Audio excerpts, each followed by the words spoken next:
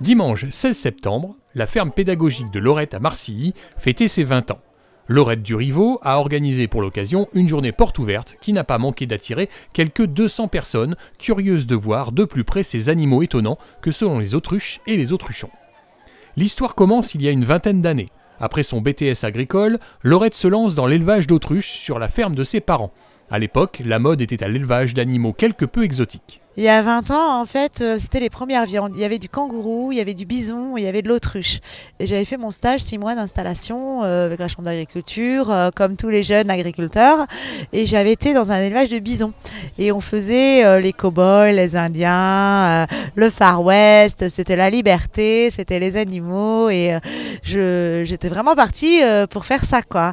Planter des tipis et monter un élevage de bisons. Seulement, ça pèse une tonne, ça mange beaucoup de foin, et à la ferme chez papa ici, il n'y avait pas suffisamment d'herbe, et puis une tonne de viande. Moi, j'étais pas chasseuse, hein, j'étais plutôt dans le loisir, mais pas vraiment dans la viande à faire les tirer au fusil, les bisons, et puis après il fallait faire venir les vétérinaires qui constatent. Enfin, c'était très compliqué, donc du coup les autruches, ça me paraissait plus facile. Alors les kangourous, je les avais éliminés parce que ça faisait penser aux rats, et je n'aimais pas trop ça. Ça saute partout.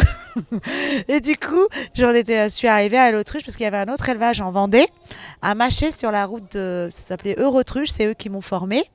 Et du coup, c'est un oiseau, les bébés autruchons qui sortent de l'œuf, ça faisait un petit peu Calimero, moi ça m'allait bien.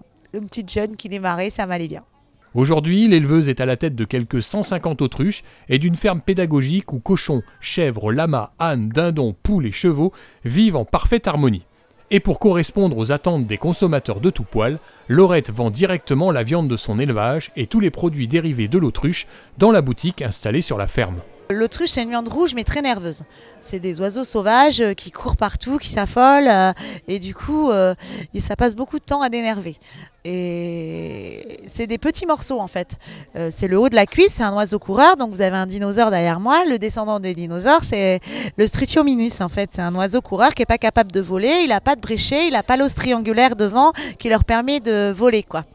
Alors du coup, ils ont un plateau d'os tout droit et il n'y a rien sur les ailes, il n'y a rien sur la carcasse. C'est le haut de la cuisse qui est très tendre, c'est du filet. Là, c'est vraiment... ils ne travaillent pas en fait, les muscles ne travaillent pas puisqu'elles ne volent pas. Donc c'est du beurre, quoi. Mais il faut la manger rouge quand même, saignante, quoi. Et après, le bas de cuisse, c'est plus nerveux, quoi. Donc on avait monté un petit labo justement pour arriver à cuisiner tous les bas morceaux. Si vous aussi vous souhaitez visiter la ferme de Lorette et ses autruches, dépêchez-vous. Les visites s'arrêtent pour cette année le 30 septembre prochain.